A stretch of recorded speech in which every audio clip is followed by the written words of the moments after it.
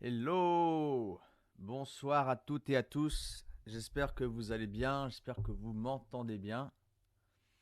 Je vais faire un petit test rapidement pour voir si tout est ok. Niveau audio, niveau visuel.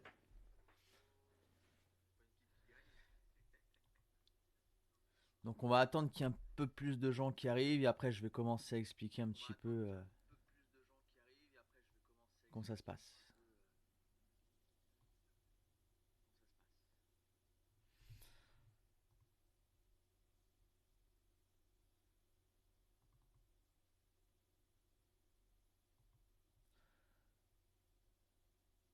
Salut à toi Fatia, salut à toi euh, Ebernatus, c'est ça? Donc c'est Georges, hein, c'est ça, c'est un nouveau compte encore? Cordero. C'est peut être que Georges, ça. Je connais qu'un seul Cordero. Donc c'est bien, il y a du monde qui se ramène. On est 5. Bon, je vais commencer à faire une petite explication de ce live. Donc ce live ce soir qu'on va faire, c'est un live un petit peu particulier parce que c'est un live qui va être spécial sur euh, mon retour sur les activités de terrain qu'on a pu faire à Samar, à Roquebrune-sur-Argent, à la Sainte-Baume et aussi à Saint-Martin-Lys. Je change le nom Descendant du ciel. D'accord, d'accord, d'accord. Moi, tu fais bien de me le dire parce que j'aurais jamais deviné. Donc là, on a un des membres d'Aquila France avec nous, hein, qui s'appelle Ebernatus et qui est personne d'autre que Georges Cordiero. Donc, pour le live de ce soir, je vais vous montrer de manière vraiment très simple, hein, quelques photos, un peu plus rarement quelques vidéos des activités qu'on a pu faire, et vous expliquer au fur et à mesure comment est-ce que ça se passe, des activités de terrain avec Dakila France, comment ça se passe quand on a qu'on reçoit des invités. Là, cette année, c'était la première fois qu'on invitait des gens à l'international, donc c'est vrai que c'était beaucoup de challenges. C'était beaucoup de challenges, mais au final, on s'en est bien sorti. Je suis assez content des résultats. Donc voilà. Donc, notre voyage, il a commencé avec. Voilà, je vous montre la photo.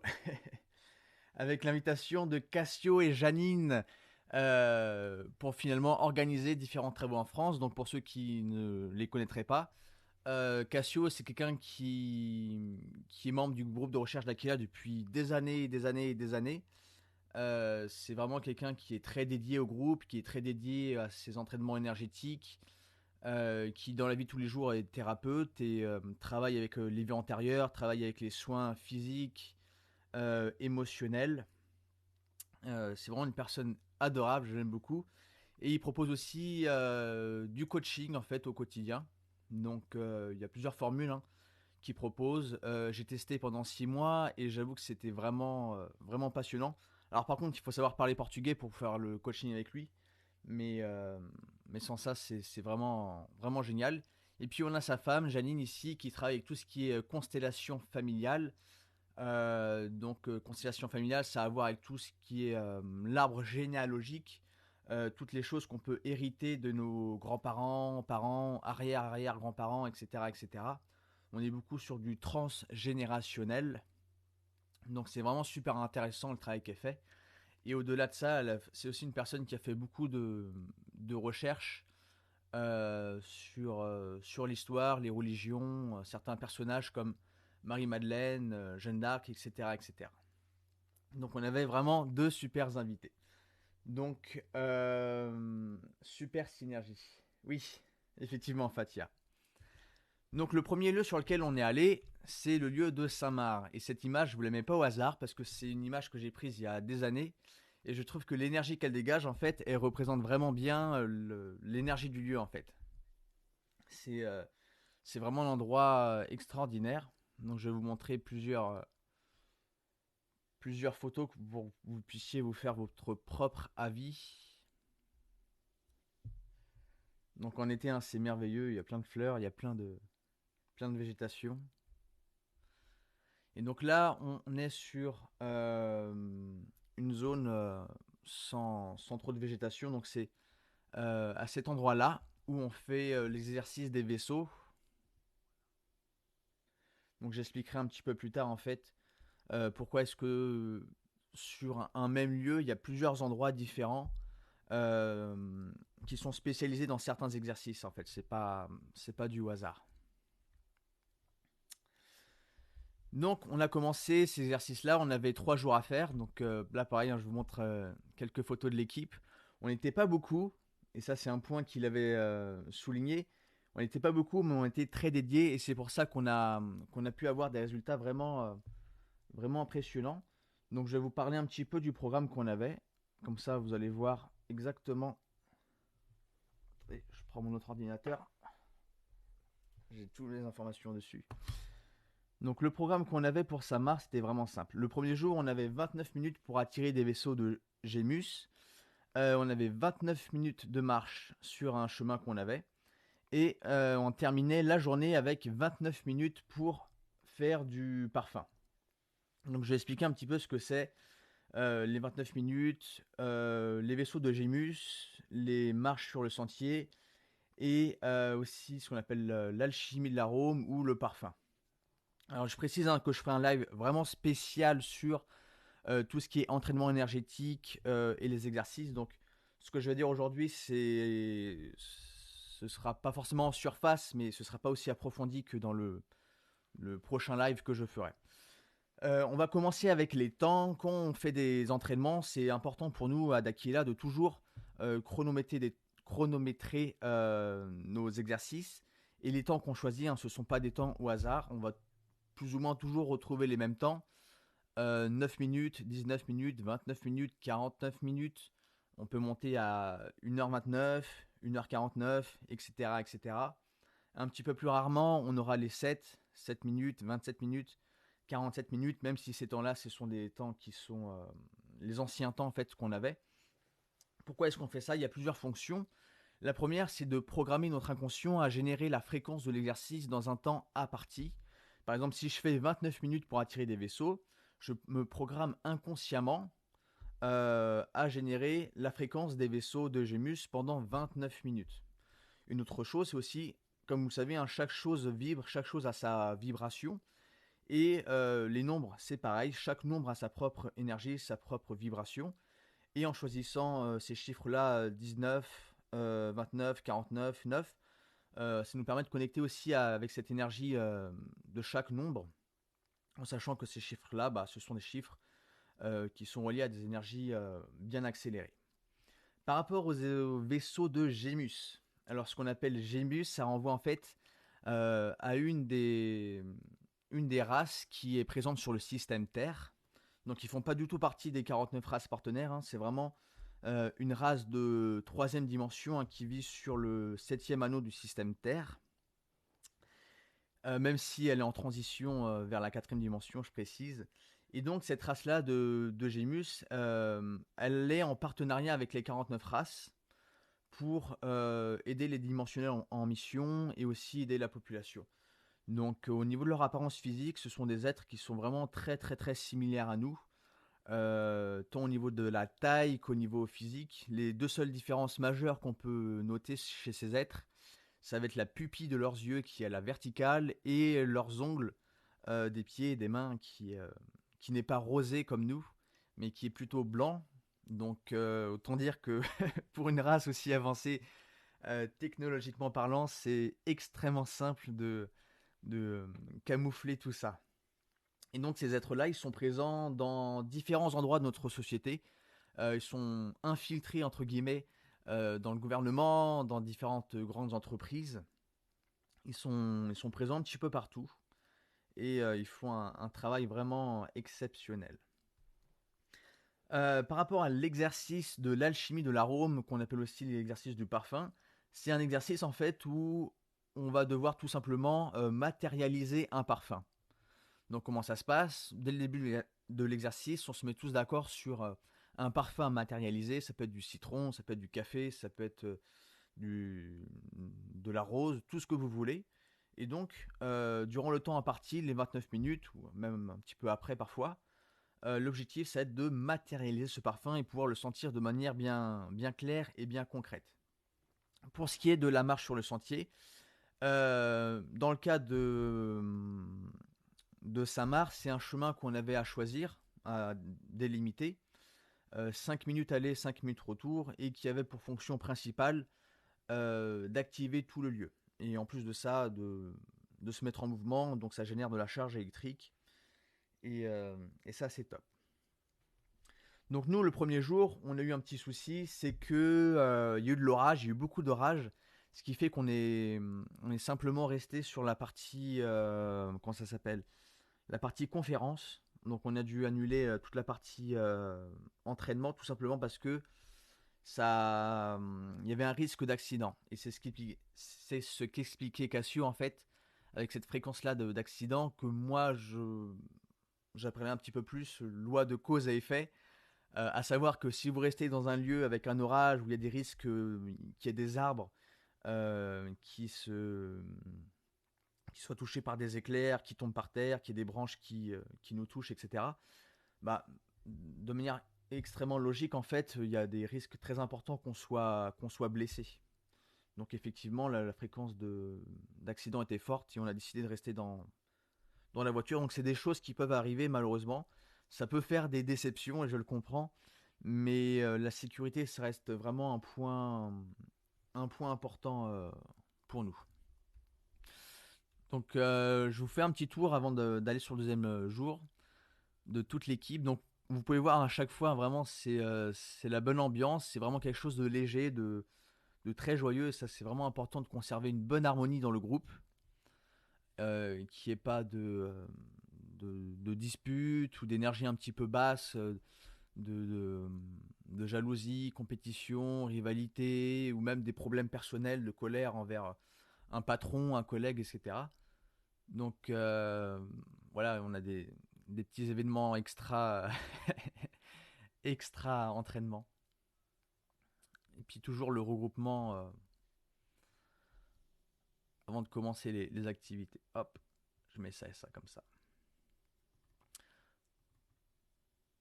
Là, on commence à rentrer dans du lourd. Donc, par rapport aux activités de terrain, quand on fait les exercices, souvent on va avoir des interactions avec ce qu'on appelle des ultradimensionnels. Donc, je suis certain que c'est des choses que vous avez déjà vues très souvent sur vos photographies. Euh, J'attends que ça me mette à jour. Ah mince, vous n'arrivez pas à la voir. Sur mon ordinateur, j'arrive à zoomer sur un ultra violet rosé, mais ça se voit pas sur vous. Donc là, vous voyez, hein, c'était en plein orage. On était trempés comme pas possible, mais on était motivés à bloc. Et toujours tous ces ultras tout autour de nous. On les voit. Alors, certains comme Cassio ont la capacité de voir ces êtres à l'œil nu sans la moindre difficulté. Moi, j'arrive un petit peu, mais c'est pas encore permanent.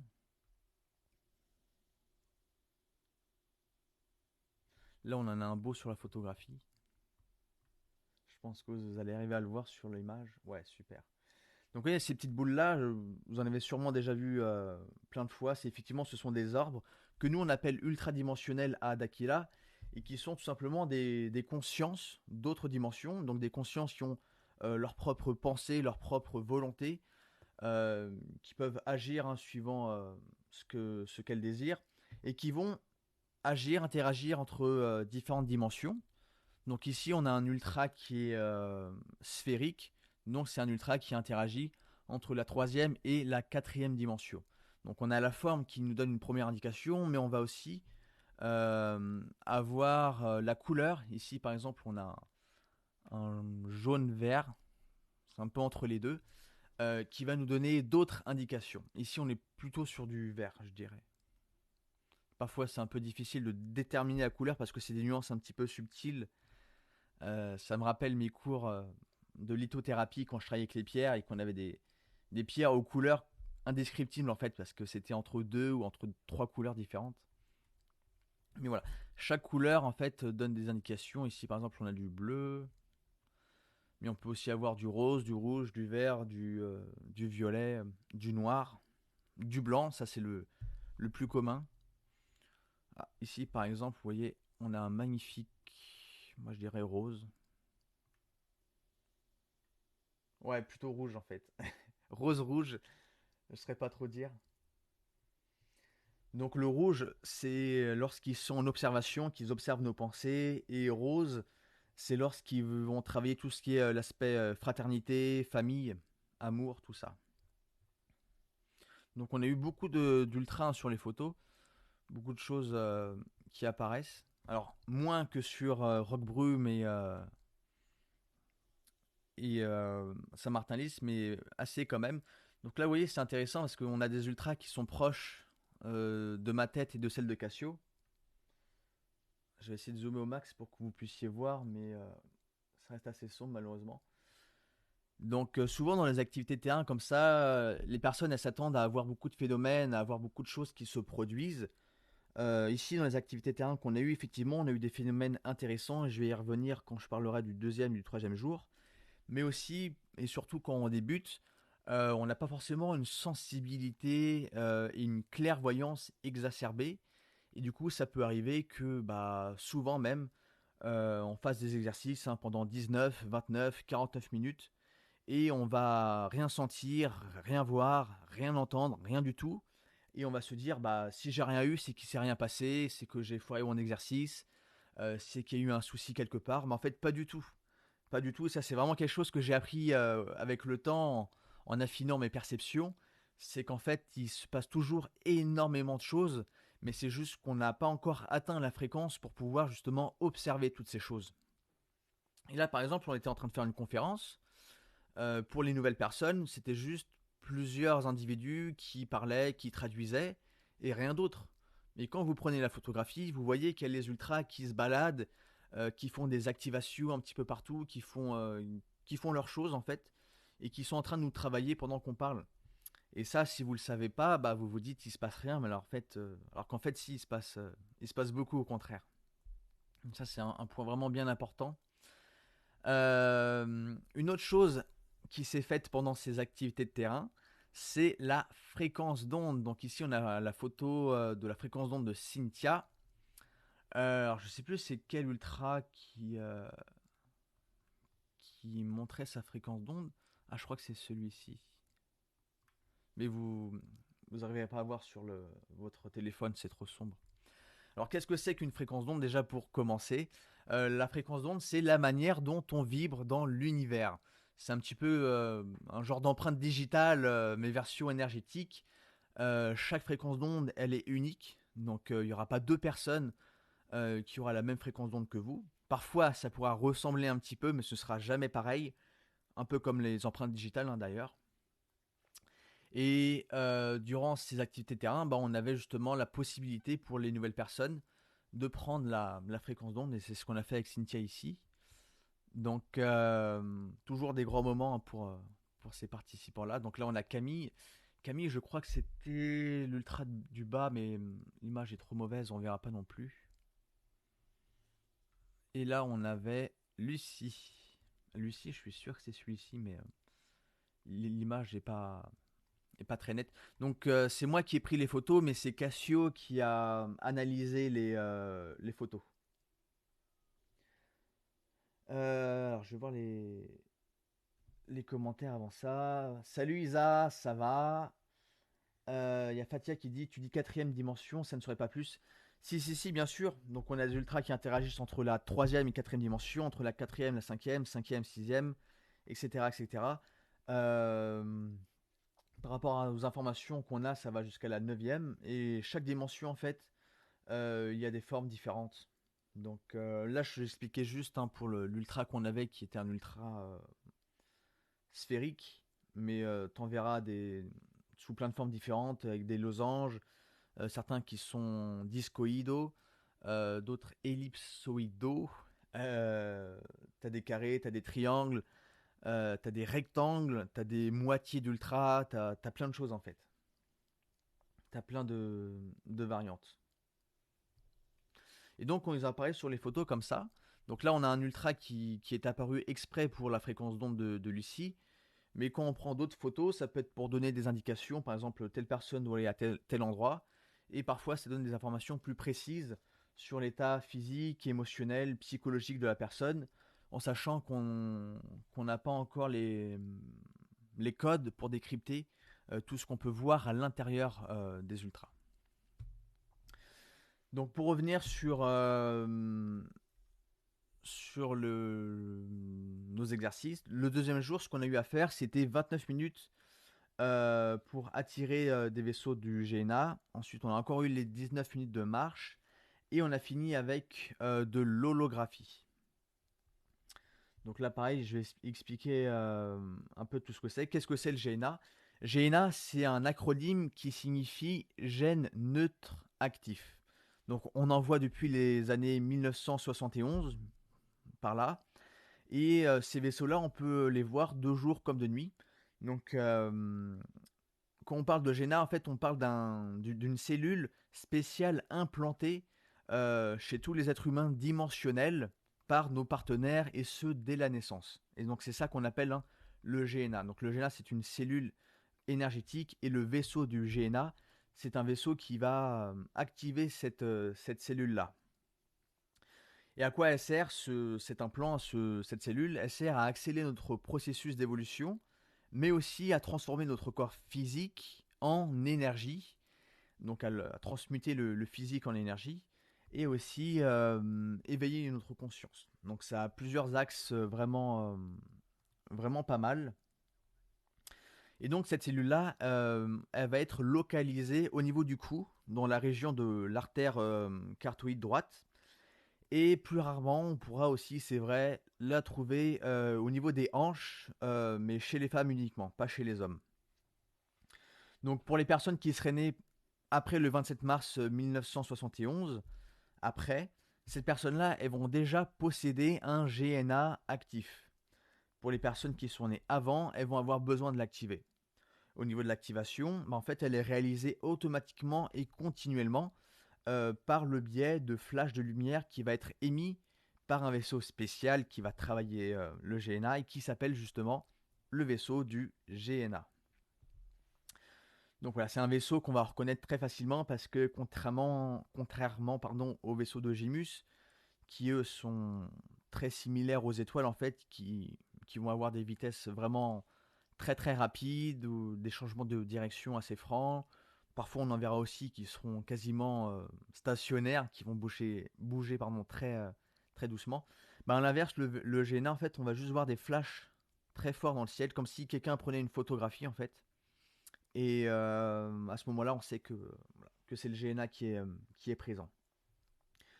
Donc je pense que c'est des choses que vous avez sûrement déjà dû voir dans le ciel sans en avoir forcément conscience, mais c'est bien présent. Donc que ce soit Gimus ou GNA, on est sur des vaisseaux qui sont à peu près 20 km d'altitude. Une autre petite précision par rapport à...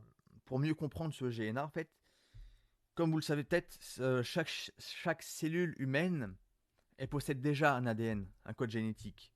Et on peut dire d'une certaine manière que le GNA, c'est son complément énergétique. C'est comme si c'était en quelque sorte un genre d'ADN transmuté en énergie. Donc c'est à peu près ça pour le GNA.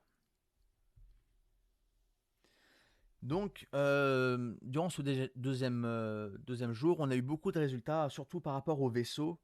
On a eu beaucoup de vaisseaux de Gémus, de GNA qui sont passés, des vaisseaux vraiment très visibles, pas mal de flashs, et aussi au niveau de notre corps physique, parce que les vaisseaux sont très hauts dans le ciel, beaucoup de flashs d'ultra aussi, de points de lumière qui apparaissaient, beaucoup d'interactions par rapport à ça.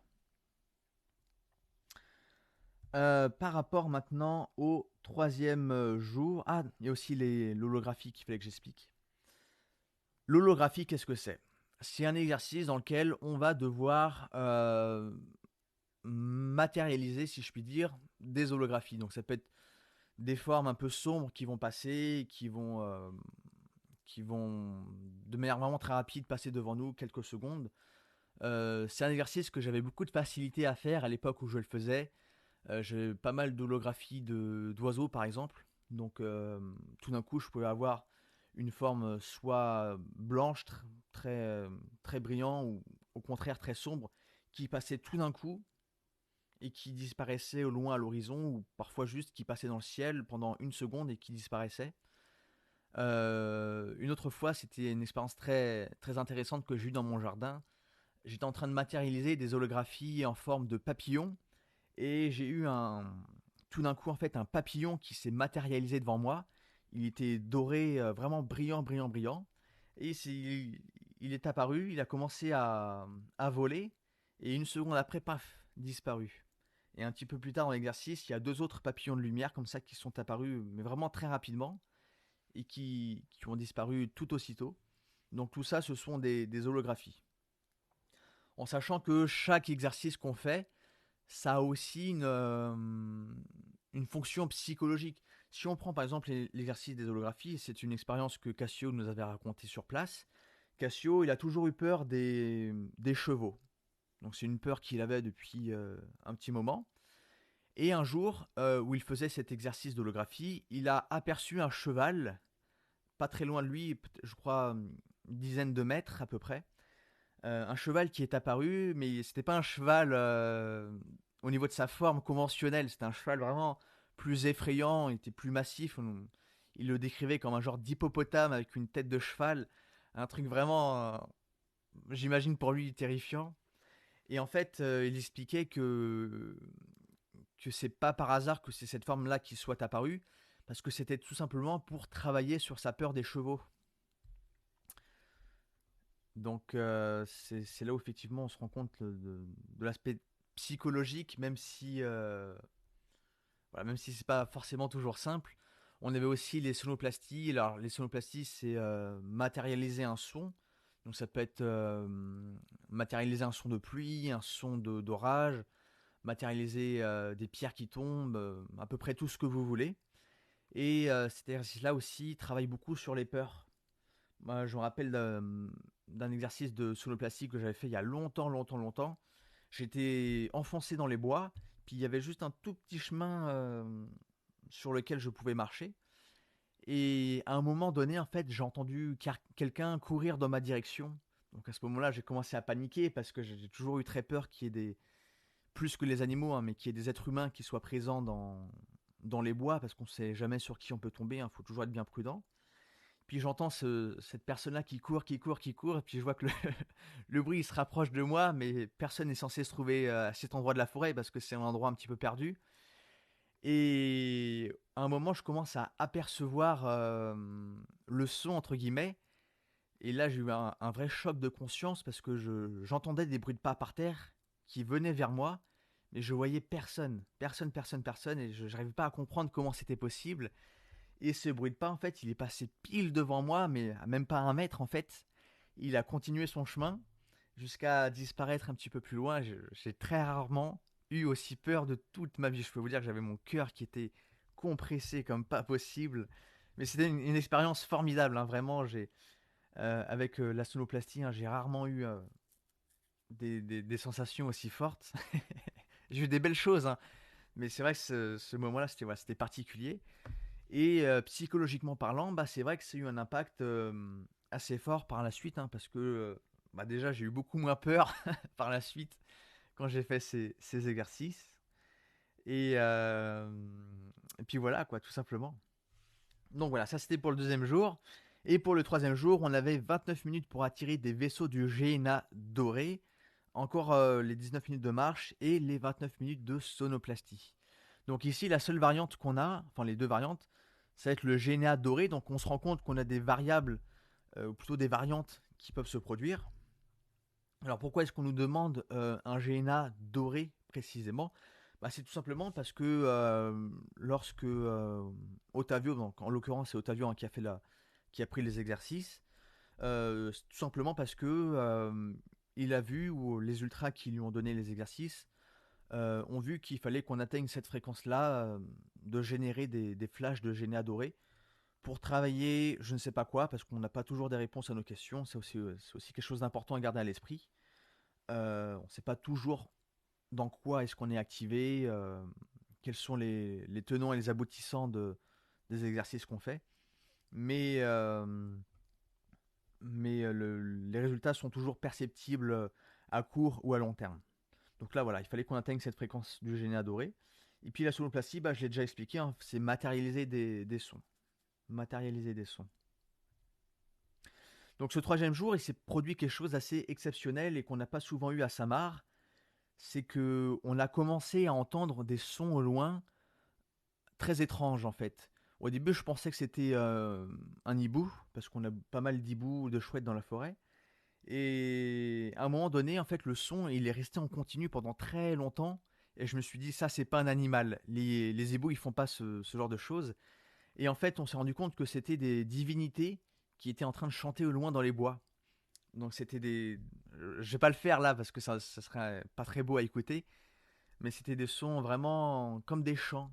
Comme si quelqu'un faisait des chœurs. Donc à partir de là, Cassio nous a donné différentes consignes pour pouvoir les entendre un petit peu mieux. Quand c'est comme ça, c'est important de pas trop se déplacer. Quand on les entend en fait, c'est bien de rester fixe, immobile et simplement rester attentif et les appeler de temps en temps. Vous pouvez dire divinité, est-ce que vous êtes là?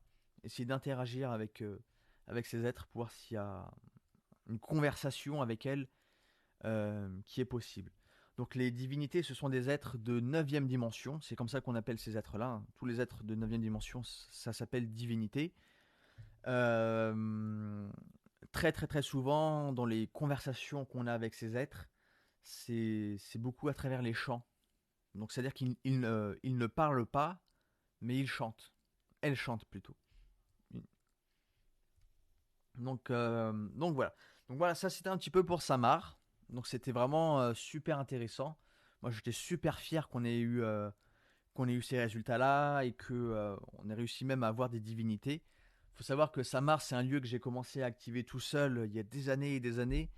Quand j'ai commencé, je me rappelle, j'ai mis 6 mois à avoir juste un vaisseau. Et pourtant j'ai travaillé hein, tous les jours, je faisais des exercices de 49 minutes. Et aujourd'hui, de voir que on arrive à avoir des divinités, des vaisseaux, des machins. Donc il y a eu des gens qui sont venus après pour m'aider à activer le lieu, hein. On a fait beaucoup d'années, pendant beaucoup d'années, on a fait des entraînements à Samar avec la fine équipe, hein, avec surtout Rosie, Nisa, et plus récemment avec Camille. Mais voilà, c'était un lieu qui me tient beaucoup à cœur et j'étais vraiment super content de voir tous ces beaux résultats. Bonsoir Océane. Si vous avez des questions par rapport à Samar, c'est maintenant ou jamais parce que je vais passer à Roquebrune et et à la Sainte-Baume. À la Sainte-Baume. Tout. Voilà. Bon, comme il n'y a pas de questions, j'enchaîne. Par rapport à Roquebrune, on a eu beaucoup de chance en fait. Déjà, le lieu sur lequel on s'est rendu était vraiment idyllique, c'était incroyable. Je me rappelle hein, quand je suis arrivé, je pensais vraiment que j'étais dans une résidence privée, mais pour les riches ou pour les stars, parce qu'il y a des palmiers partout. Enfin, c'était vraiment surréaliste. J'ai jamais vu un truc aussi magnifique. Donc là, c'était le lieu de résidence de Cécile. Euh, C'était un point de rendez-vous en fait, puis aussi le lieu sur lequel différents participants séjournaient.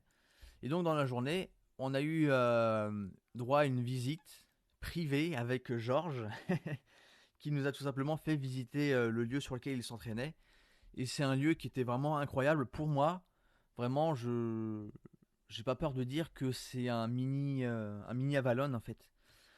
Pour les personnes qui n'auraient pas la référence, au QG de Daquila, donc à l'endroit où il y a tout qui se passe. Donc la ville s'appelle Avalon ou Avalon, ça dépend des prononciations. On a aussi Ziggurat un petit peu plus loin. Et à Avalon, en fait, on a un lieu qui est vraiment gigantesque, sur lequel on a plein de points différents, sur lesquels faire différents exercices. Par exemple, on va avoir un lieu qui s'appelle les sondes, un autre qui s'appelle Marcas, ou les marques. On va avoir le plateau, on va avoir la pierre magique, on va avoir le méga pont, euh, le carré du trône, le trône, plein de lieux comme ça vraiment fantastiques. Et c'est vrai que l'endroit où Georges travaille, ça me faisait beaucoup penser à Valin. Donc voilà, un lieu magnifique, avec une très grande diversité de comment je pourrais dire ça, d'environnement. On a à la fois un fleuve, on a une grotte, on a forcément un bois. On avait quoi d'autre? Je crois que c'était essentiellement ça, un grotte, fleuve et milieu boisé. Donc ça permet une plus grande variété d'exercices. Parce qu'il y a des exercices qui ne se font que dans les grottes ou que près des fleuves. Par exemple, si vous voulez interagir avec les intramarins, ça va être très compliqué dans un lieu où il n'y a pas de fleuve ou de point d'eau dans les environs. Mais ce sera beaucoup plus simple si vous le faites à côté d'une rivière, par exemple. Donc ici, il y a une belle diversité d'endroits pour travailler. Voilà, quelques images encore avec d'autres participants. C'est vraiment superbe. Et on termine le chemin très épuisé, très fatigué. J'ai dû perdre au moins 2 kilos sur le chemin avec une magnifique montée qui a failli m'achever. Donc voilà, on a aussi une visite de la ville où on a vu quelques présences d'éléments en lien avec les Templiers. Et puis d'autres visites, alors pas forcément de la ville, ça c'était un petit peu plus loin, avec un fort bastionnier ou un fort en étoile. J'avais fait une vidéo là-dessus par rapport au Muril.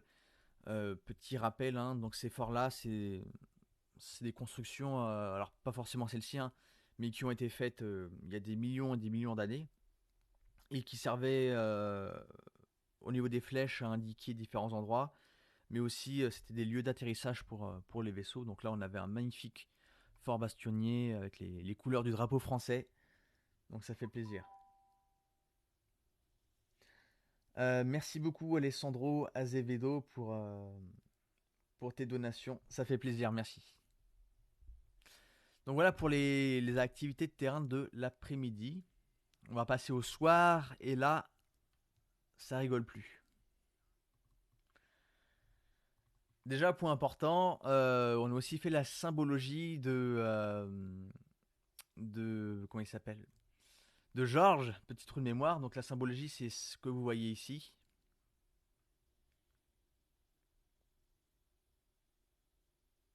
Donc ça, c'est la symbologie de Georges. Je vous ai pas montré. Attendez juste une seconde. Je fais une petite aparté. Euh... Ah, je sais plus où j'ai mis les symbologies des filles. Moi, je les montrerai à la fin. C'est pas grave, je vais pas faire d'interruption. Euh... Ouais, je vous montrerai après. C'est pas grave. Donc, boum. Première photo qui donne le ton. Beaucoup d'ultra sur les photos de Rock Brume. C'était vraiment très impressionnant. Beaucoup de couleurs différentes. C'est pas si souvent qu'on a une telle variété de couleurs sur les photographies. Et là, vraiment, j'étais super content de voir tout ça. Donc, je précise que pour Rock Brume, on a eu deux autres personnes qui nous ont rejoints, à savoir Larissa, qui est orientatrice à Dakila, et Luciano Didier. Donc, les deux travaillent beaucoup avec différentes entreprises, que ce soit le BDM ou Mr. Bill. Ce sont deux personnes vraiment adorables qui nous ont bien aidés sur l'ensemble de ces activités de terrain. Donc le programme de Roquebrune, vous allez voir, il y a des petits changements, mais ça reste quand même des choses similaires malgré les lieux. Euh, le premier jour, c'était 29 minutes pour attirer des vaisseaux de Gémus. Ensuite, on a eu un groupe de 3 personnes, enfin, par groupe de 3 personnes, il fallait rester 19 minutes dans une chapelle. Je vais vous montrer la photo un peu plus tard. Et ensuite, on avait pour le premier jour du parfum à générer. Donc la chapelle, je vais vous la montrer. Elle est un petit peu plus loin dans les photos. Je reviendrai sur les photos d'ultra. Voilà, ça c'est le point de rendez-vous toujours. Donc ça c'est, alors ça c'était pas le premier jour parce que j'étais pas présent le premier jour, mais c'était le deuxième. Donc j'y reviendrai après aussi. Voilà la chapelle. Donc ça c'est l'extérieur de la chapelle. On voit pas forcément bien parce que c'est pris avec un appareil photo de 8 mégapixels, donc c'est pas foufou. Et là, on a donc l'intérieur avec le groupe de 3, comme je vous disais. Donc on y est tous passés, hein. Ici, on avait le groupe Cassio, Georges, Janine. Donc on peut voir, hein, des ultras présents à des points stratégiques. Ici, on a un ultra magnifique, bleu-violet au niveau du tibia de Janine. Et juste au-dessus, ouais, c'est pas sur un des 7 points principaux, mais on a un bel ultra blanc. Enfin, un peu gris d'ailleurs. Et le meilleur sur la fin, pardon. Vous avez votre serviteur présent ici avec un petit ultra juste au-dessus et les yeux très éblouis par le flash. Je vais essayer de vous trouver des photos. Où c'est que j'ai mis ça? En fait, j'avais d'autres photos d'un autre voyage. Euh, Saint-Marc, Sainte-Baume. Parce que c'est vrai que là, c'était un peu compliqué pour prendre des photos. Ah, je sais plus où j'ai mis ça. Bon, ouais, c'est pas grave. De toute façon, toutes les photos sont dispo sur l'Insta d'Aquila France. Vous avez accès à tout l'historique de tous les travaux qu'on a fait depuis bientôt 1 an maintenant. Donc vous aurez les photos en bonne qualité.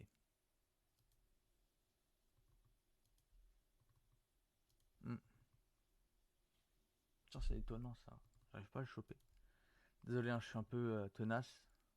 Je vais regarder partout. Ah, ça y est, j'ai trouvé. C'est ici. Je vais vous montrer ça en meilleure qualité. Donc Roquebrune. Ça, c'est le décor de Roquebrune. Cette photo-là, elle est magique. Je pense que peut-être vous allez sentir aussi quelque chose de spécial en la regardant. Mais je trouve qu'elle dégage une énergie vraiment super particulière. Et j'affectionne beaucoup cette photographie-là. C'est pour ça que je l'ai choisie pour illustrer ce lieu. C'est incroyable. Donc on n'a pas forcément eu l'occasion d'y venir en journée. Mais c'est un endroit hors du temps, vraiment. Ah d'ailleurs, en parlant de hors du temps, j'ai oublié de préciser pour le troisième jour, là où il y a eu les divinités, un phénomène très surprenant est arrivé. En fait, on avait, avec Cécile et Georges, qui étaient à distance, on travaillait tous ensemble sur des lieux différents, donc on devait être synchronisés. C'était super important qu'on soit synchronisés. Et en fait, je me suis rendu compte que de mon côté, à Samar, on avait fini l'exercice peut-être 4 ou 5 minutes après Cécile et Georges. Mais qu'est-ce qui s'est passé? Il s'est passé qu'en fait, on était dans des espaces-temps différents. Ce qui fait que pour nous, le temps s'est rallongé entre guillemets de 4 minutes. Je sais pas trop comment le formuler. Et pour Cécile et Georges, le temps est probablement resté le même, ou peut-être que c'est l'inverse, je sais pas de quel côté ça a joué. Mais en tout cas, voilà, on avait chacun mis nos chronos à 29 minutes, et il y a eu une équipe pour qui le chrono s'est déclenché 4 minutes plus tard. Donc on était, ouais, dans un espace-temps différent, et c'est effectivement quelque chose qui peut se produire assez régulièrement en fait. C'est ce qu'on appelle aussi le temps zéro. C'est quand on est en dehors du temps, en fait, quand on interagit dans les mondes parallèles, ça peut se produire. Voilà, quelques images, hein, de Rock Brume de journée. Donc là, j'ai eu de la chance. Donc ça, c'était pas ce voyage-là, je le rappelle. C'était des photos de quelques mois auparavant que je vous montre pour que vous voyez comment c'est de journée. Donc là, c'est la grotte, c'est la chapelle vide. Et il me semble que j'avais une photo de loin. Voilà. C'est à ça que ça ressemble la chapelle dans laquelle on est rentré. Donc voilà, ambiance top, top, top. Puis bien sûr, plein d'ultra. Bon, ça, voilà. Je vais pas y rester trop longtemps dessus parce que c'est pas ce Wayashi, mais c'était vraiment fantastique. Tac. Donc, je vais revenir sur. Donc, c'est ici, hein. Sur la Roquebrune. Donc, programme du deuxième jour. Donc, on avait 29 minutes de vaisseau de GNA. On rentrait et on devait aussi rentrer par groupe de 3 personnes dans la mini-grotte. Donc, ce qu'on a eu, je vais vous dire aussi le troisième jour, hein, parce qu'on n'a pas eu de résultats très différents sur le troisième jour aussi. Sur le troisième jour, on avait aussi le génie adoré et on avait aussi par groupe de 3 dans la grotte. Et on avait 29 minutes d'interaction dans les bois pour voir des lumières apparaître. Donc globalement, sur ce voyage-ci, on a eu beaucoup d'interactions avec les vaisseaux du Géna. Donc là, on a fait quelques photos du groupe. Donc vous allez voir, hein, il y a beaucoup d'ultras qui apparaissent. Ici, par exemple, on en a un magnifique argenté. On a un pile au-dessus de la tête là de Fabricia. Ouais, donc on a eu beaucoup de flashs de Géna. Donc au début c'était un petit peu argenté, on a eu des flashs dorés sur la fin. On a aussi entendu des bruits de pas dans les bois. Donc on a essayé de tenter une interaction avec l'être qui était présent sur place. On n'a pas eu de conversation, mais on a eu pas mal d'interactions malgré tout. Donc, c'était vraiment bien sympa. Là pareil, hein, au-dessus de la tête de Cécile, de Larissa, on a des petits ultras qui se positionnent un peu partout. Là, on a Cassio, le clairvoyant, qui a su voir l'ultra juste au-dessus de sa tête. Bon, pour lui, c'est facile hein, parce qu'il travaille beaucoup avec les ultras. On a d'autres choses pas mal intéressantes dans le coin aussi. Là, pareil, on a une pluie d'ultras impressionnant. Toutes les couleurs, toutes les formes. On a des formes un peu triangulaires ici. On a un ultra ouais, ici qui est bien triangulaire. C'est vraiment des bons travaux. Là, c'est impressionnant. On a un rouge assez vif. Je pense que vous allez le voir ici. Hum, hum, hum. On a un petit peu du jaune, du bleu. Et là, boum, explosion d'ultra encore une fois. Donc, ils sont beaucoup en forme triangulaire. Je ne connais pas trop la signification des ultras triangulaires. J'imagine que ça va être une forme peut-être hybride, un changement de forme. Je ne saurais pas dire. Et là, on a du rose et du vert. Donc le rose, hein, je rappelle, ça travaille toutes les fréquences liées à la fraternité, l'amour, la famille. Et le vert, on va plus être sur soins physiques. Ah, vous voyez pas sur votre écran. Bon, c'est pas grave, il y en aura d'autres. Là encore, c'est du orange. Orange, c'est communication. On a beaucoup de roses. Hein.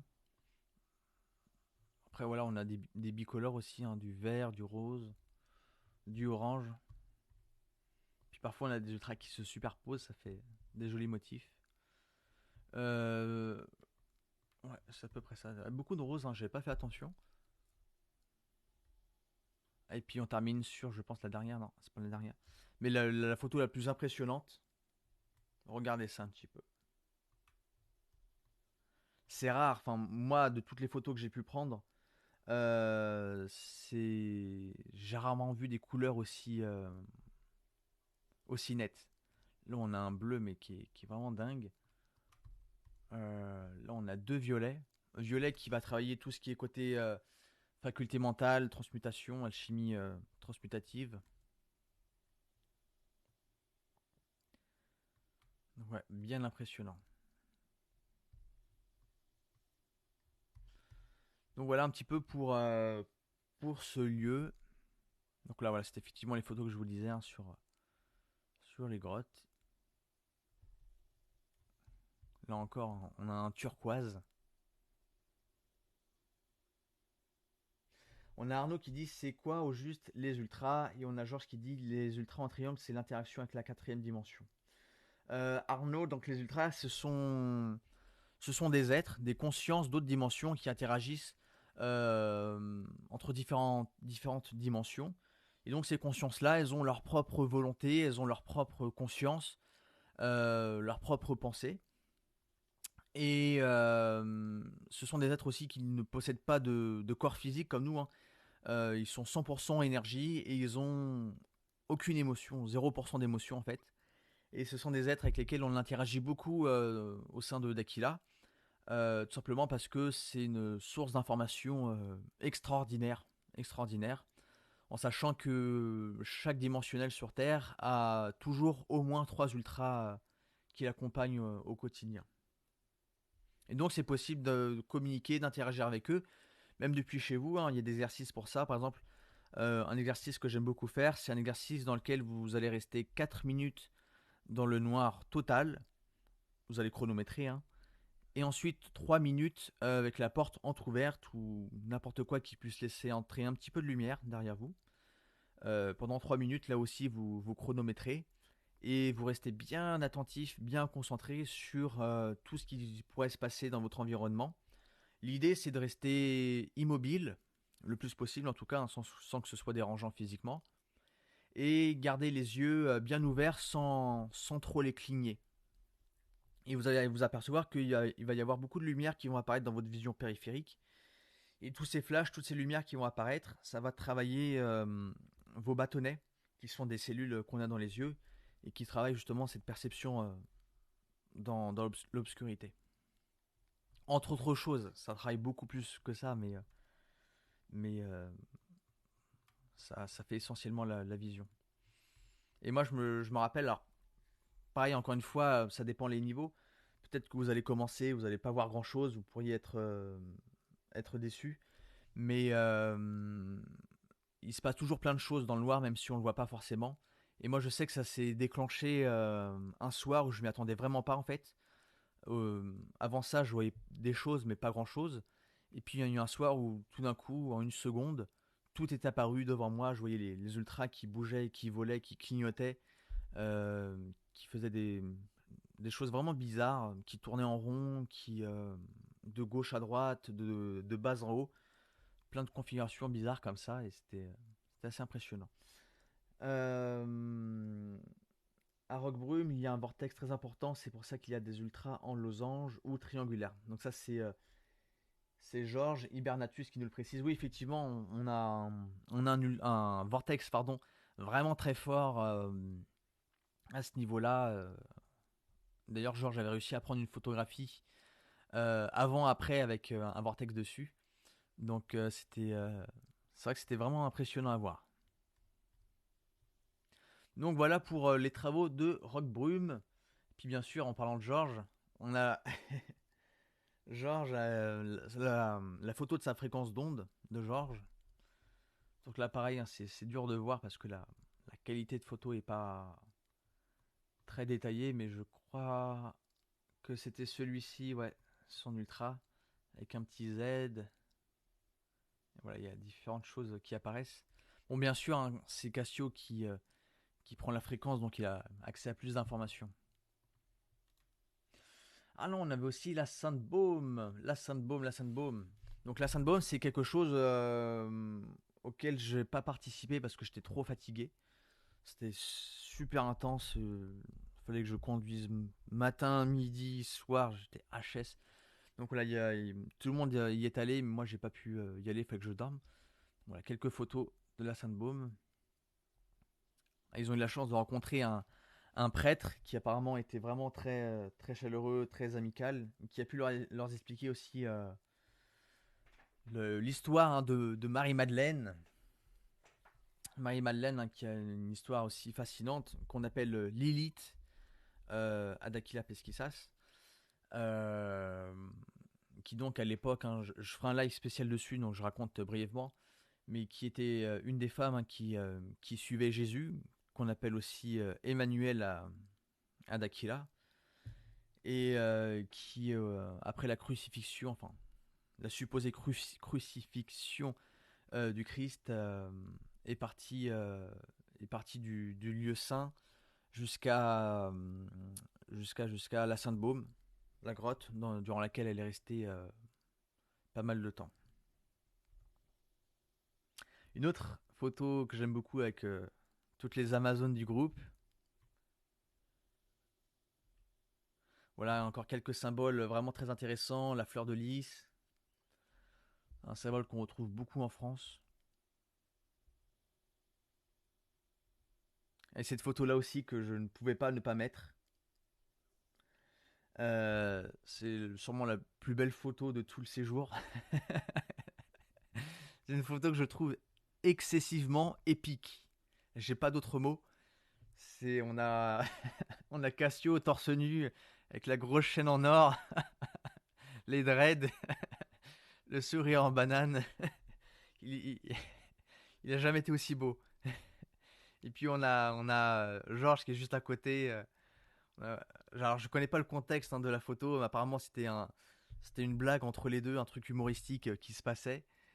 Ouais, je trouve que c'est vraiment magnifique. J'adore, vraiment magnifique. Et donc là voilà, on a des photos un petit peu plus gros plan, donc j'irai sur un autre dossier pour vous le montrer. À savoir que quelques jours auparavant, il y avait des petits soucis au niveau de la chaleur, il y avait des risques d'incendie, mais au final tout s'est arrangé. Donc je vais vous montrer quand même les photos, version réseaux sociaux, Sainte-Baume, paf. Donc voilà, donc ça c'est les photos d'un voyage précédent que j'avais fait, mais où j'ai pris plus de photos là de monuments entre guillemets présents. Donc je pense que c'est un lieu que vous connaissez déjà. Je crois que comment ça s'appelle Fatia m'avait dit qu'elle connaissait déjà ce lieu. Je sais pas si tu es déjà allé là-bas, mais c'est un lieu très connu. Donc là on est à l'intérieur de la grotte. Magnifique, hein, une énergie vraiment forte qui travaille bien la Kundalini. Ça pareil.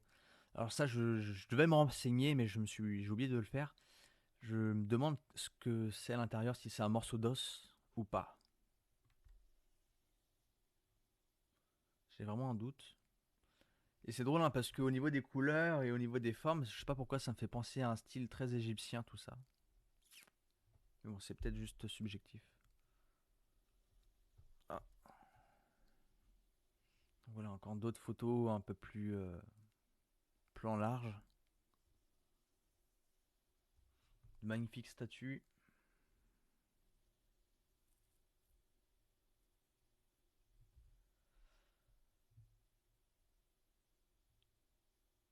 Là, on avait plein de noms en fait qui étaient placardés sur le mur de personnes décédées.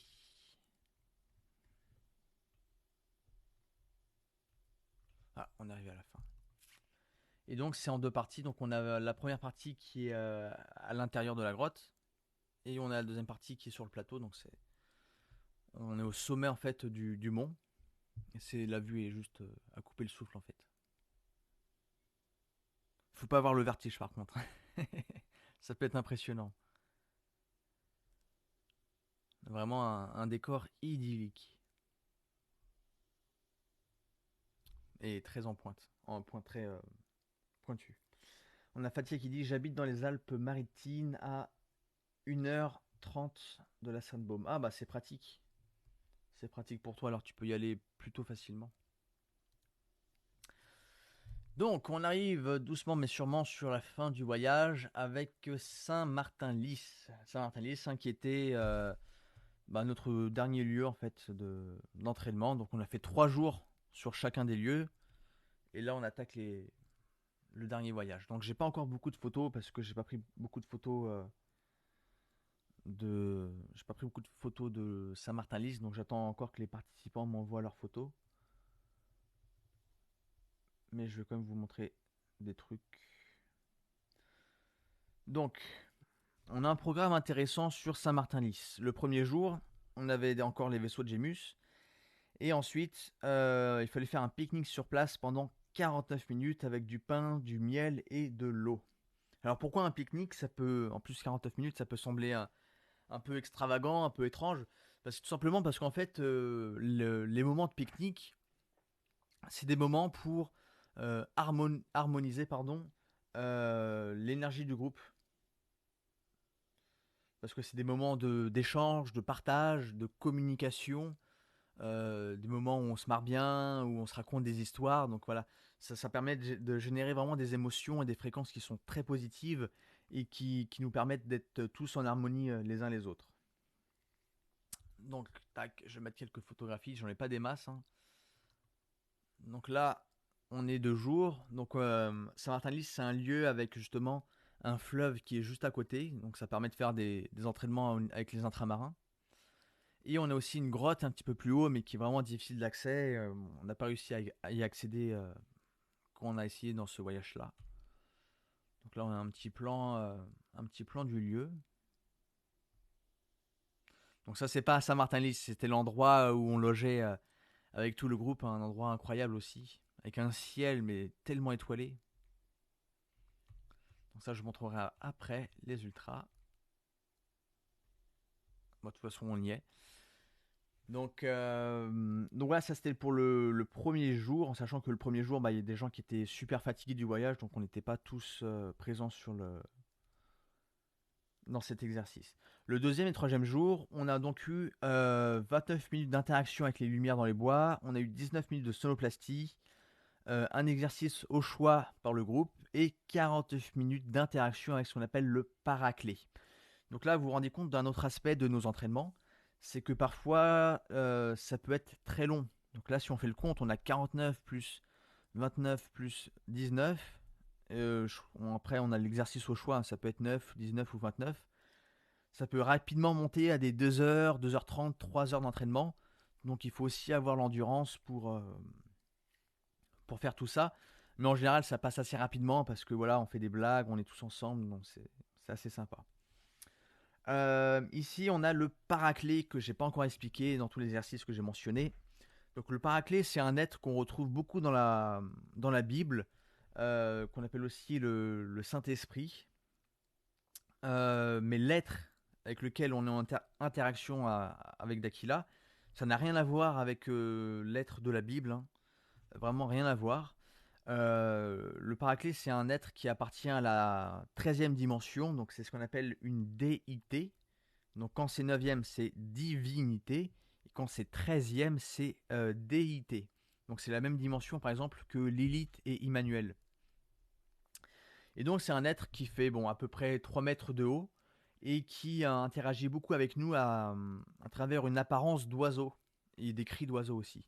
Donc souvent, vous allez avoir des, des bruits d'ailes qui passent très près de vous. Vous allez voir un oiseau un peu bizarre passer dans le ciel très rapidement. Et moi, c'est un être avec lequel j'ai eu la chance de beaucoup, beaucoup, beaucoup interagir parce que je suis un de ses représentants. Donc, pour expliquer un peu comment ça marche, on va voir en tout premier, on va voir les matriciels du paraclet. Donc, ce sont les couples qui seront en contact permanent avec le paraclet. Et puis en dessous, on a les représentants. Donc, quand on a un contact avec le paraclet dans un petit groupe, on va voir qui sont les représentants. Et c'est les représentants qui vont aller parler avec eux, puis qui vont rapporter les informations. Donc cet être, c'est quoi l'objectif de cet être? Qu'est-ce qu'il travaille? Pourquoi est-ce qu'il est là? La plupart du temps, on va avoir des contacts avec le paraclet à la fin d'un travail pour indiquer la clôture de celui-ci. De manière générale, c'est un être qui va aussi beaucoup travailler toute la partie extrasensorielle. Il va aussi aider les gens qui sont beaucoup rêveurs, beaucoup dans leur tête, à rester bien dans le temps présent, avec les pieds sur terre. Il va aussi travailler parfois la vision à 360 degrés, ce qu'on appelle aussi le superhumain à 360, donc cette capacité à être attentif à tout ce qui se passe autour de nous, devant, derrière, sur les côtés, en haut, en bas, enfin vraiment voilà, cette vision la plus complète possible. Il va aussi aider à connecter à notre conscience, à notre magie. Il va aider les personnes aussi qui auraient des soucis au niveau des addictions, des compulsivités, des tics nerveux et aussi plein d'autres éléments qui concernent notre futur, notre mission cosmique, les, euh, les choses qu'on a planifiées dans le futur, tout ça, bah, cet être-là, il va travailler tout ça. Le paraclet, comme j'ai dit, hein, c'est un être avec qui j'ai eu la chance de beaucoup interagir. Donc je vais en profiter, je vais raconter quelques petites expériences. Une des expériences les plus marquantes que j'ai pu avoir avec cet être, c'était un soir dans lequel j'ai vu passer beaucoup de points de lumière dans le ciel en fait. Et moi je pensais que c'était une flotte de vaisseaux. J'ai eu la chance de voir plein de vaisseaux différents, mais j'ai jamais eu la chance de voir une flotte vraiment passer. Donc je me suis dit tiens c'est génial, j'ai ma collection qui s'agrandit. Et en fait, ces points-là qui passaient dans le ciel, qui étaient vraiment semblables à des vaisseaux, ils ont commencé à se métamorphoser et à prendre l'apparence d'oiseaux. C'était complètement surréaliste. Et donc je me suis retrouvé avec 6 ou 7 oiseaux qui passaient comme ça dans le ciel. Ils avaient une couleur un petit peu bronze, un marron un peu brillant.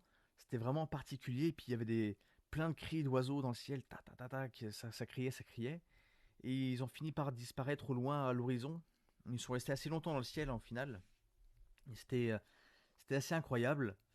Une autre expérience que j'ai pu avoir, bah, c'est quand j'étais à la ferme à Valonne. Je revenais d'un entraînement près du terrain de foot. Et en fait, quand je suis arrivé là, il y avait deux êtres qui m'attendaient, vraiment qui m'attendaient à la sortie. J'ai pas réussi à bien les voir physiquement, mais au niveau de la voix, je savais qu'ils faisaient à peu près 3 mètres de haut parce qu'il y avait des poteaux autour pour faire un comparatif. Et j'entendais juste la voix en fait qui sortait d'un point à 3 mètres de hauteur. Au début, c'était le mâle, enfin le gars qui parlait. Et à la fin, beaucoup plus loin, c'était la femme qui a un cri un petit peu plus aigu en fait. Et je comprenais pas ce qu'il me disait, c'était vraiment une voix d'oiseau quoi. À ce jour, j'ai pas encore réussi à avoir une conversation compréhensible avec eux, même si par télépathie c'était possible de comprendre certains éléments. Mais je m'en foutais en fait, je jouais le jeu et montre en main pendant 10 minutes. Pendant 10 minutes, j'ai vraiment inventé une conversation avec eux. Je racontais vraiment des choses qui n'étaient pas forcément toujours pertinentes, mais je voulais tellement prolonger le moment que voilà. Et il y a un moment donné, en fait, j'ai sorti mon téléphone pour enregistrer leur voix. Et là, il y a eu un cri vraiment très fort. Et les deux sont partis tout d'un coup vraiment très loin. Et c'était la fin du contact. Donc je pense que j'ai pas l'autorisation encore d'enregistrer leur voix. J'ai eu l'occasion à Samar de les enregistrer plusieurs fois. J'ai pas pensé à prendre l'audio, sinon j'aurais pu vous faire écouter. Mais je le ferai une prochaine fois, c'est pas grave. Mais voilà, c'est des cris d'oiseaux assez basiques. Parfois c'est des sons un peu bizarres. Parfois ça me fait penser à des cris de dinosaures un petit peu. Ouais, j'ai eu des sons vraiment étranges. Mais bon. On va revenir sur du coup sur Saint-Martin-Lys et les êtres les choses qu'on a pu avoir. Donc durant ces 3 jours-là, euh, un événement très surprenant est arrivé, c'est qu'en fait on a entendu la voix de Bilou à un moment donné dans les bois. Donc c'était très rapide, hein, il a juste dit hola. Puis ensuite il y a eu d'autres bruits qu'on a entendus, mais moi personnellement j'ai pas réussi à décrypter. Et cette interaction-là avec Bilou, on les a eues les 3 jours. C'était vraiment impressionnant. Alors pour les personnes qui se demanderaient qui est Bilou, de qui est-ce qu'on parle, Bilou qu'on appelle maintenant Eddie Bell et qu'on appelait voilà Bilou, Bill, c'est un être avec lequel on a énormément de contacts à Dakila et qui représente en fait les 49 races. C'est un être qui est très particulier, vraiment très particulier. Il y a encore beaucoup de mystères autour de cet être, mais c'est la personne avec laquelle on a le plus de contacts depuis des années et des années à Dakila. Euh, donc voilà, c'est un être qui vient de la constellation de Pégase et qui appartient à la race des Laquim, qui est une race qui mesure à peu près entre 70 cm et 1m20, 1m30, non, 1m20, 1m40 de hauteur. Donc voilà, c'est une race qui est caractérisée pour avoir pas mal d'humour. Bilou a beaucoup d'humour, c'est peut-être aussi parce qu'il a beaucoup d'émotions. Je crois qu'il a à peu près 90% d'émotions, ce qui est énorme. La plupart des êtres, enfin la totalité même des êtres des 49 races, ont au maximum 15% d'émotions. C'est pour ça que la plupart des contacts qu'on a avec ces différentes races sont pas forcément très fun. C'est pas forcément la grande rigolade, même si c'est toujours des moments incroyables. Salutations du Brésil, Fluffy. Salutations Fatia, des êtres galactiques, les aviars. Je connais pas du tout ce nom, cette race. Mais parfois, ce qui se passe, c'est que, par exemple, si on prend les Yeti ou je sais plus comment on appelle l'autre géant là. Il y a le Yeti, puis il y en avait un autre. Tout ça, c'est des êtres qui ont pu être aperçus à différentes époques et qu'on a confondus avec des monstres ou des démons et puis auxquels on a donné certains noms. Le Yeti, par exemple, ça fait sûrement référence aux Betamix, qui sont des êtres vraiment très grands qui peuvent atteindre 6 mètres de hauteur. Donc, ah, c'est ça, le Bigfoot, c'est ça que je cherchais. Donc, on a le Bigfoot au niveau des États-Unis, et dans les pays un petit peu plus froids, on a l'autre que j'ai dit. Et donc, ces singes humanoïdes très grands, ça peut tout à fait être des Betamix qui ont été aperçus et qui ont été voilà, confondus avec des monstres et renommés différemment. Donc quelques images de Saint-Martin-Lys. Donc c'était un festival d'ultra avec beaucoup de détails. On voit beaucoup l'intérieur, le noyau avec des symboles à l'intérieur. Des photos vraiment incroyables.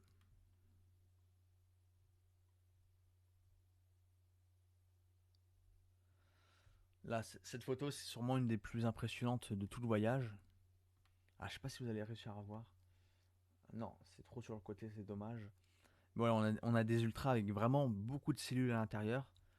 Alors, je sais pas encore une fois ce que ça raconte, mais c'est bien impressionnant. Ici, pareil, en fait, ce qui se passe là, sur ce que vous voyez, il y a 4 ultras qui sont présents. On a 2 bleus superposés et on a 2 argentés superposés. Donc, c'est vraiment une configuration intéressante. Je crois que c'est la prochaine. Donc là, on a Larissa et Luciano, bien entourés, avec plein d'ultras autour d'eux.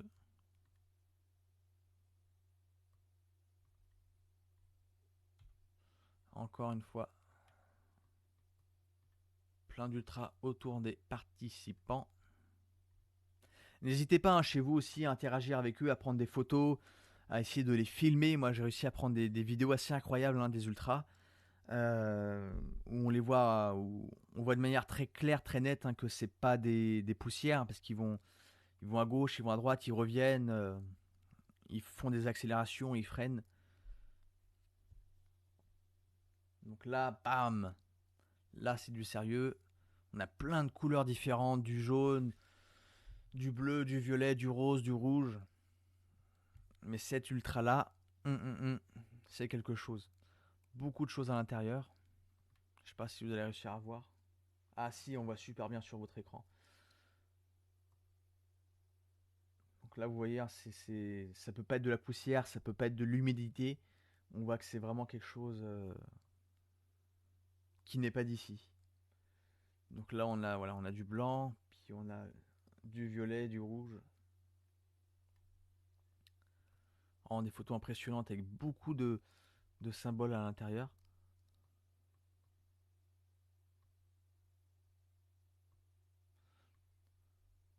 Vraiment une belle diversité de formes et de couleurs. J'en avais eu aussi avec des visages à l'intérieur, mais je crois que je les ai pas sélectionnés.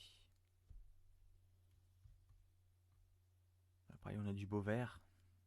Après, je fasse un jour un live spécial sur les orbes, sur les ultras, parce que je crois que j'ai à peu près 1600 photos euh, d'ultras. J'ai vraiment charbonné. Et donc, ça serait intéressant que je fasse un truc vraiment dédié là-dessus. Donc il y a Fatia qui dit des termes sont supprimés quand j'écris. Ah, désolé de l'apprendre.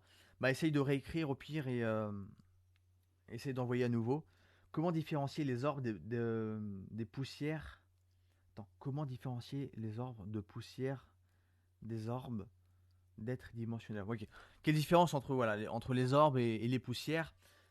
Avec les orbes en fait, vous allez avoir un noyau à l'intérieur.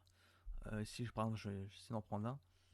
Euh, on voit pas très bien sur cela. Attendez une seconde. J'ai profité d'avoir des belles photos pour vous montrer. Donc voilà, en général, la structure d'un orbe, elle est simple. On a un noyau au centre. Donc là, je vous montre avec la souris. Et on va avoir une couche externe tout autour qui délimite l'orbe en fait. Et à l'intérieur, on va avoir pareil différentes couches qui vont se dessiner avec parfois des symboles et des visages qui peuvent apparaître.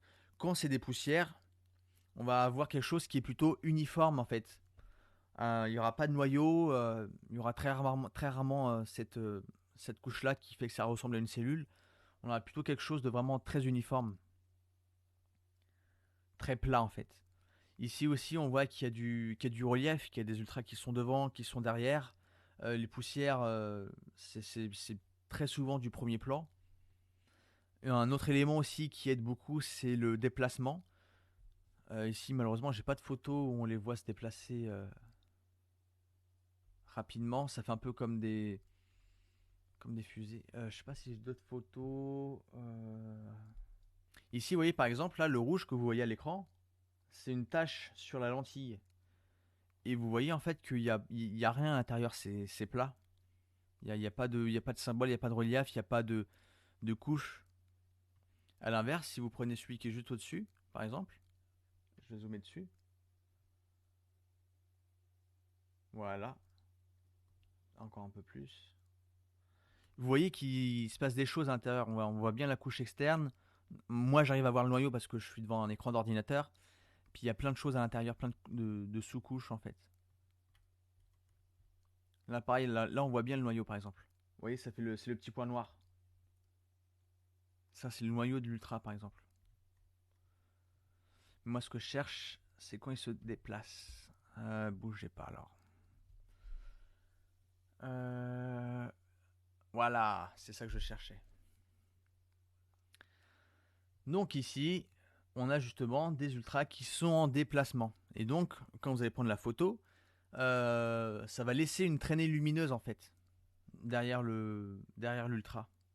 Et ça fait ce genre de photographie où on a l'impression que c'est un petit peu comme des comètes ou des météorites qui passent.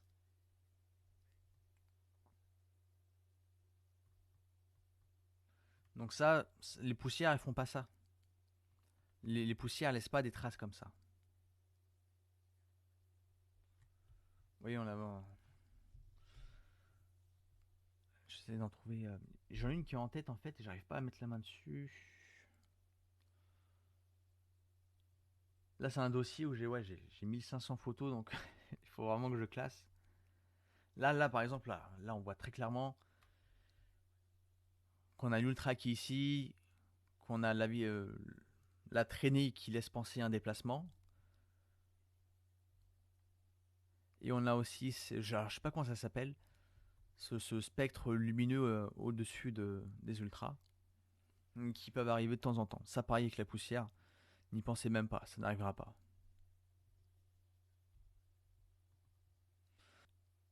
Vous voyez par exemple ce genre de choses. Ça, c'est pas de la poussière. Ça, c'est pas de la poussière, ça. Ah non, non, non, c'est pas de la poussière, c'est pas de l'humidité. Non, non, non. Bah écoutez, honnêtement, là, sur le sujet initial, j'ai fait le tour. Donc vous voyez. Donc si vous avez des questions, n'hésitez pas. C'est le moment ou jamais. Donc voilà, pour conclure, quand même, ça a été 9 jours super intenses, formidables, où vraiment ça a bossé dur, ça a travaillé, j'ai senti moi personnellement en tout cas que ça a travaillé beaucoup de choses.